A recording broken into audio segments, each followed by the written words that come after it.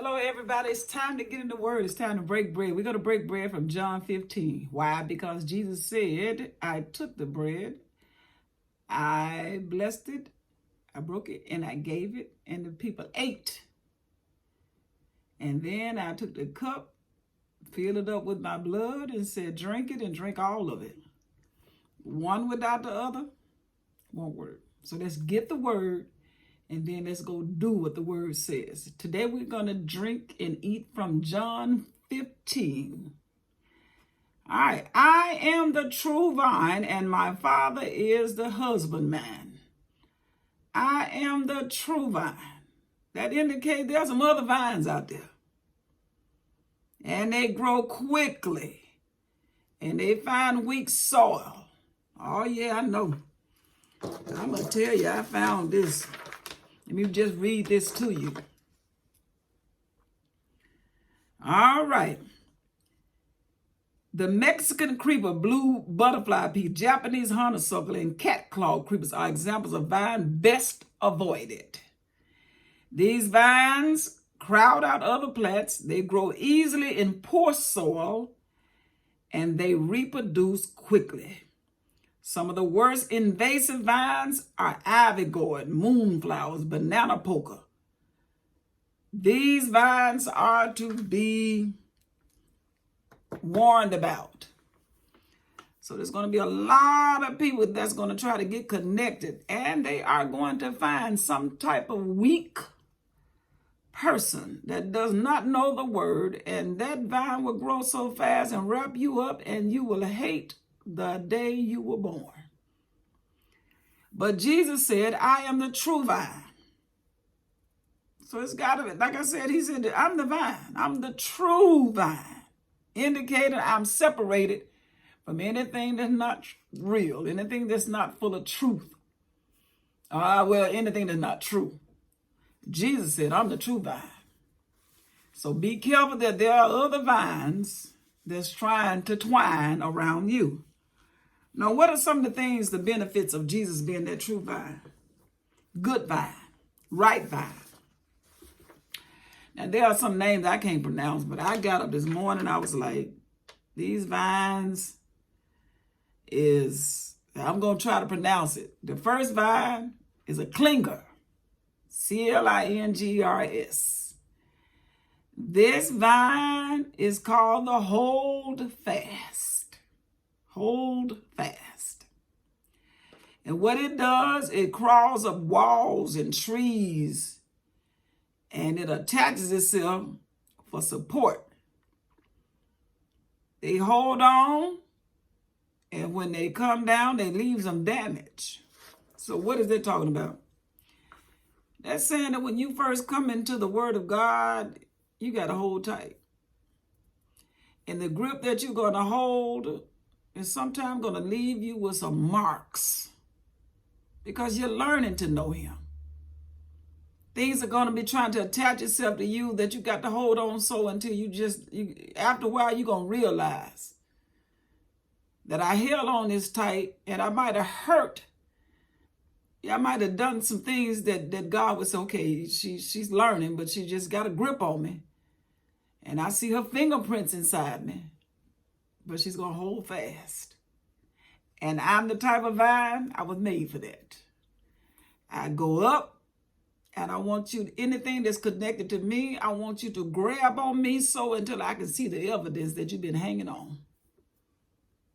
That part of that good vine. What's that other part? I just love this. I just had that. When I saw it this morning, I said, oh my God, John. I love the way you said that. Then there is what the vine is called, the twiner. The twiner is a type of vine that wraps itself around and around, but it doesn't wrap so tightly that it doesn't leave room for growth. So in between the twining, it says I go about this far, and then I let the leaves grow in between. And when they grow in between, for the twiners, the distance between leaves is longer than for most plants because the longer stem area is what give vines room to twine. I'm going to read that again. As a type of vine that wraps around for support. Twiners, the distance between leaves is longer than for most plants because the longer stem areas is what gives vines room to twine. So when things in life begin to pull you down, and it will come, it'll try to get you off that vine. But you hold tight because it's giving you room. And as it twines and hold fast, and while you're growing and something trying to pull you down, that thing will wrap itself around it, and then it tightly makes sure that anything that tries to knock you off is gripped so tightly that you won't fall. That first vine, it lets you hold fast. The second vine, it's if anything try to pull you down, I'm going to wrap myself around you until nothing can pull you away from me. That's that true vine. And the last part of that vine, what did I read? The tendril climbers. At that vine, so I can go anywhere. I wrap around tiny things. I go around something so small that nobody will even recognize that I'm climbing. No matter who you are, what you think about yourself, Jesus said, I don't care where you are, I can find you. And I'm going to make sure that you understand I can grow even in small places. Nobody too small for me to find and get you attached to me. And the other thing that I found out is that the father is the gardener or the farmer. He's the husbandman. And he's very careful about what's growing right from the vine, from those things that are not growing right from the vine. And when that gardener comes in and begin to cut the parts of the stems or the branches from the vine, he doesn't cut quickly.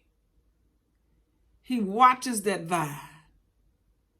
He watches those branches that's connected to that vine.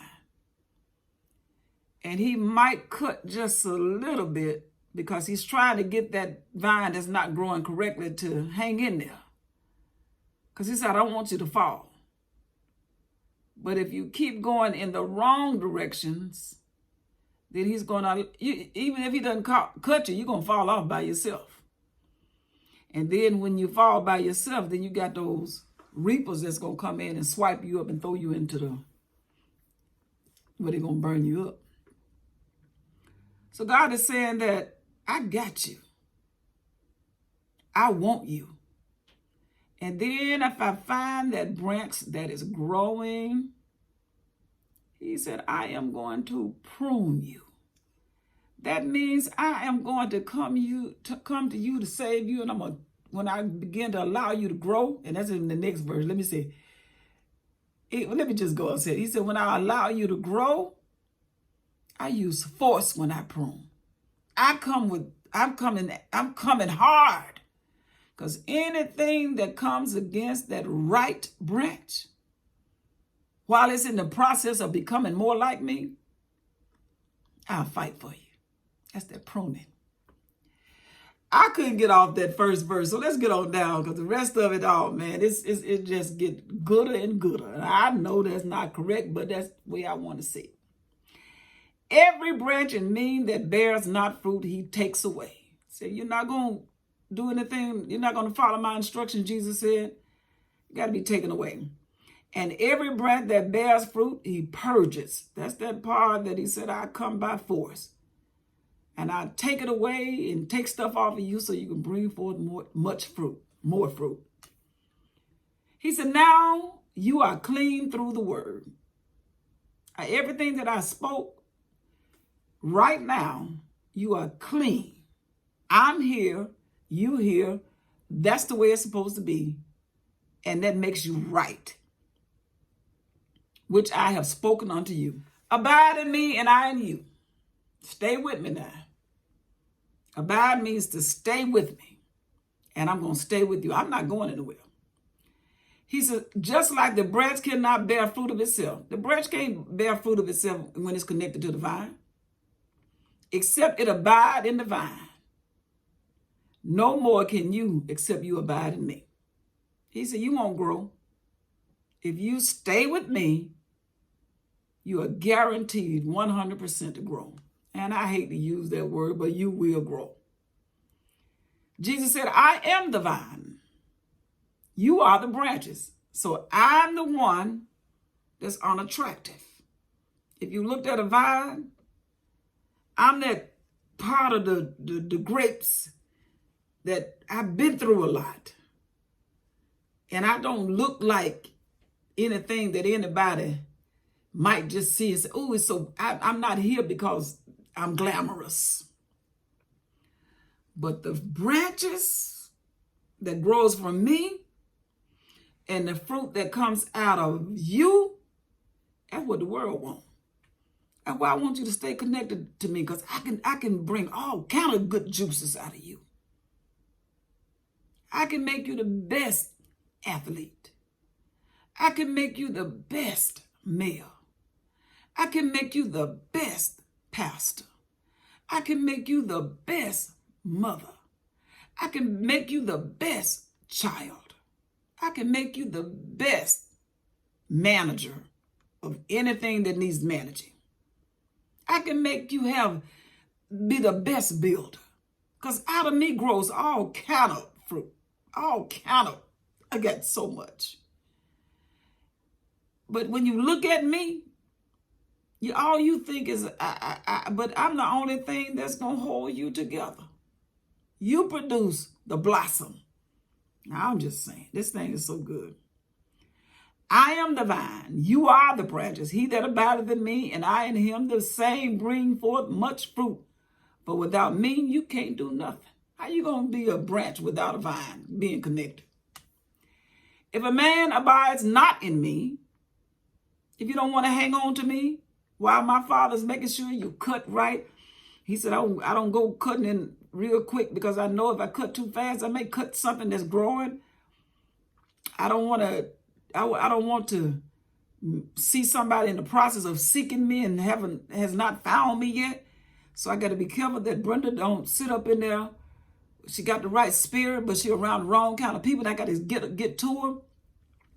So I'm going to cut around this, and I know how to cut. And I'm going to go this way, and I'm going to direct it this way, and I'm finally get her to a place I can watch her grow. That's my life.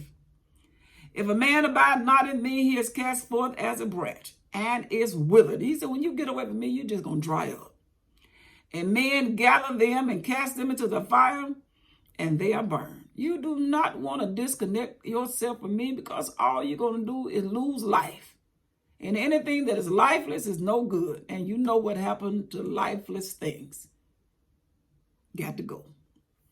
He said, but if you abide in me, and my words abide in you, you shall ask what you will, and it shall be done unto you. What is it that you want to ask God? You know his purpose. You know his will. You know his plan for your life. You need this in order to do what he said do. He said, what is it that you need? You found out you came into this kingdom. I am your king, meaning I will provide your need. If you come into this place, you lack nothing. You don't have to worry about where you're going to live. You don't have to worry about what you're going to drive. You don't have to worry about you don't have time, because there's so much work to be done in the kingdom. And I have to give you my word. I got you. He'll make people come to you and give you favor that you never could have applied for. No application had the right wording on it. He's going to make things so easy for you so you can concentrate on what he has planned for you to help other people, that he has to support you. That's what a king does. A king sees what you're doing, and then he makes money follow you. And people follow you and say, meet that need, open that door, let her have this. Because he don't have time. You got so much to do. You don't have time to be worried about those things that's out of your control. I know. I'm learning. I'm like the beginning vine. I'm hanging on that wall. I'm holding tight. He said, don't make no difference your fingernails going through me. Hold tight. And I'm holding tight because I want to watch him do it. I want to get to the point that he can go into me and say, Brenda, you see that place right there? It look like you can't get in, right? He said, I go in tiny places. I go in places that look like it's impossible for you to grow into. I'm going to take you in there. If you abide in me and my words abide in you, you shall ask what you will and it shall be done unto you. Find your place in the word. Start doing whatever God told you to do and do it right. And he said, I'm going to abide in you because you are abiding in me. And my word is what I'm talking about, abide in, the way I want things done. He said, now my Father is glorified that you bear much fruit. He said, I get so excited that when you care to continue to do what I say do and bear much fruit, lives are going to change because of you. So shall ye be my disciple. You are my student. I take care. I'm a good teacher. I'm a teacher. And you are my students, and I got to take care of you. As the Father has loved me, so I have loved you. Continue ye in my love. What is love? Everything I did for you. Every word I spoke to you. Let's just keep talking to see how he defines this. If you keep my commandments, you shall abide in my love. Even as I have kept my Father's commandments and abide in his love, his goodness, his kindness, his long suffering, all of the things that describe him.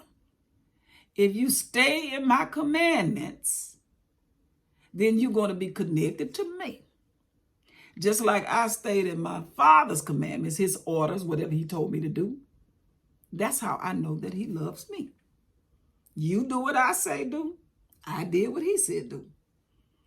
And everything that he tells us to do is nothing but something that cares, something that produces right things.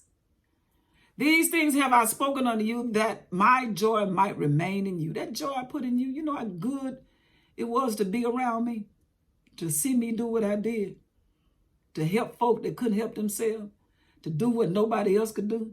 He said, that joy that you have by watching me, he said, let that remain in you. And that your joy might be full. I want you to keep on doing what I say do until you just full all the time. You got so much and you're so full until you got enough to give away. Now, this is my commandment. All I want you to do is love one another. The same way that I loved you. I didn't just sit down and write you Valentine cards. I didn't do that. I demonstrated my love. You watched me love. You watched how I handled things. You saw me be quiet at times when I could have went off on somebody. You saw me help folk. You saw me touch people that nobody else want to touch. You saw me give instructions. He said, that's how I showed and demonstrated my love. Greater love hath no man than this, that a man lay down his life for his friend. Put yourself in a position that even if it causes you some discomfort, that you do something for somebody else to make their lives better. Lay your life down for a friend. Do something for somebody else that can't do something for you.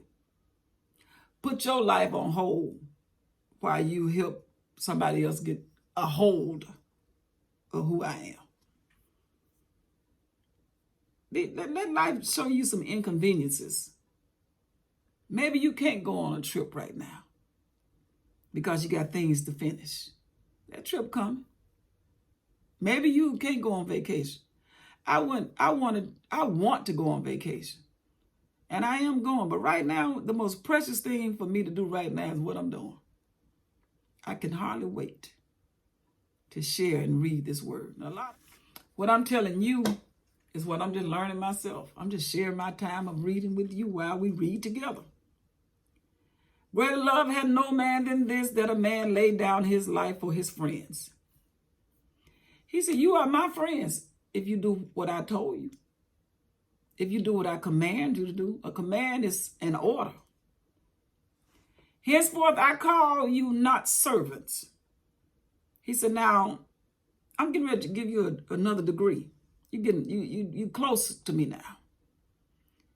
He said, from now on, I'm not going to call you servants, for the servant don't know what the Lord does. But I've called you friends. For all things that I have heard of my Father, I have made known unto you. I've told you the secrets of me and my Father. You have not chosen me. The world didn't come looking for me. Excuse me again. You have not chosen me, but I have chosen you. And I ordained you. I qualified you. The world didn't come looking for me. The world was not even seeking me. But I decided to come to you. That you should go and bring forth fruit. And that your fruit should stay or remain. That whatsoever you ask of the Father in my name, he may give it to you. These things I command. I'm giving you orders. Love one another. And that's not big. It's stuff that we take for granted now. Love one another. Say thank you. Leave a tip. When you go in the restroom, clean up behind yourself. Let somebody else have a part without cussing them out. You can have it first. Oh, I'm good. I think that the most attractive thing about love, I was watching this Fixer Upper show, Renovation House, and this man paid over $1 million for his family. He had a wife and a daughter. And he made that house so big in the way she wanted it. And he said, all I need is a small space for my office. I fell in love with the thought of that. That man gave all of his money, made sure his wife and daughter was provided for, let her pick all the floorings and the kitchen and everything. And they said, what do you require? He said, I just need a place to work. I said, that's how you see God. I'm not saying that he had the right to own it, the whole thing. He said, I see men, good men like that a lot.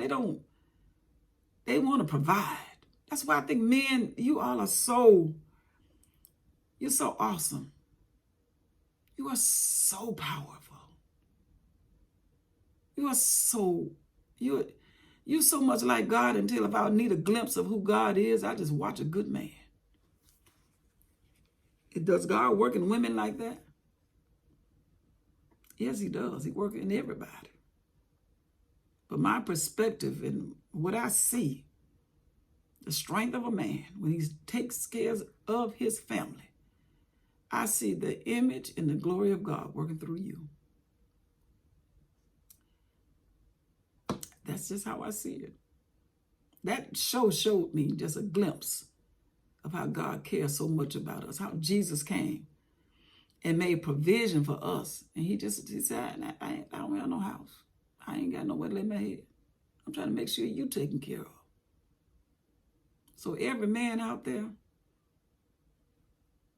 and you got that spirit, keep showing the world what God looks like. If the world hates you, you know that it hated me before it hated you.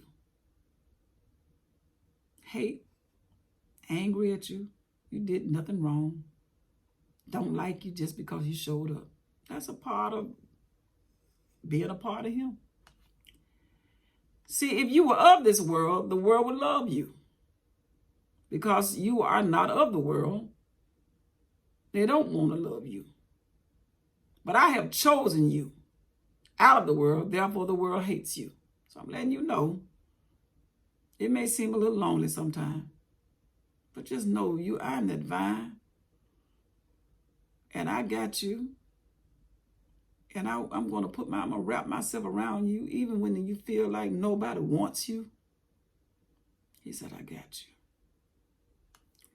Remember the word that I said unto you, the servant is not greater than his Lord. You got to understand, you're not greater than me now. If they persecuted me, they will also persecute you. If they leave your name off the list, they don't call to check on you, waiting for you to get in some type of nasty internet trouble, some scandal to get on your name, waiting for you to, some people just waiting for you to die. That's what the enemy does. If they have kept my saying, they will keep yours also. Some people gonna listen now. Jesus said, now everybody not gonna treat you like that. But if they don't keep my saying, they're not gonna keep yours. And if they keep yours, that's because they kept mine. But all these things will they do unto you for my name's sake, because they know not him that sent me. He said, the only reason why they doing it, they don't know God. There's a lot of people got a whole lot of different gods. If I stayed online and gave some advertisement to certain religions, I'm not going to do that. I don't want to. Jesus didn't do it. He said, but just know this. They're going to do this for my name's sake, because they don't know my Father. All these different ways talking about my Father like that. If I had not come and spoken unto them, a lot of these religious people, they'd be all right. If I never came and did what I did, never showed them anything that my Father wanted shown, then they would say, I have no sin. And I would say, you are correct. But now they have no cover or cloak for their sins. Why? Because I showed up. I demonstrated the power of God, my Father. He that hates me, they hate my Father too. If you hate me, you can't stand my Father. If I had not done among them the works which none other man did, if I did everything I did, nobody else did that, they would have no sin. But now have they both seen and hated both me and my Father. If they never had the evidence that I've been here, then it would be all right. But now you got evidence, my handprint. Now you got a problem. And you don't like me, you hate my Father too. But this comes to pass, that the word may be fulfilled that is written in their law. They hated me without a cause. Name one reason why you hate me. Tell me one thing I did to make you feel the way you feel about me. I'll bring it off the page. I thought about this morning. I've never seen Jesus. I've never seen God. I've seen the attributes of him. I know what he did in my life. But a man as a little child, I saw, very small girl, I saw face to face Dr. Martin Luther King came to Mississippi while I was sitting in the kindergarten class. I saw right after he was shot, my teacher took me to Lorraine Motel in Memphis, Tennessee as a field trip. Right? Not long after he was dead. His blood was still in the concrete. And as a child, I said, why'd they kill him? Why did they kill him, man? I'm just a little girl. Why did they kill him? And to this day, there is no reason for anybody to justify why they killed a man that we all know. Simply because God used him to cry out against a sin that never should have been. But think about all the things that Jesus did, the one that Martin Luther King was connected to, the one that he preached about. How much more he did. Why you kill him? What did he do wrong? You hate me without a cause. That's what Jesus said. He said, but when the Comforter is come, whom I will send unto you from the Father, I'm not going to leave you down here by yourself. I know this old crooked world. But when the Comforter is come, whom I will send unto you from the Father, even the Spirit of truth, he's going to do nothing. He said the Spirit of truth. I mean, let me just tell y'all now. I said it before. You cannot catch the Holy Ghost.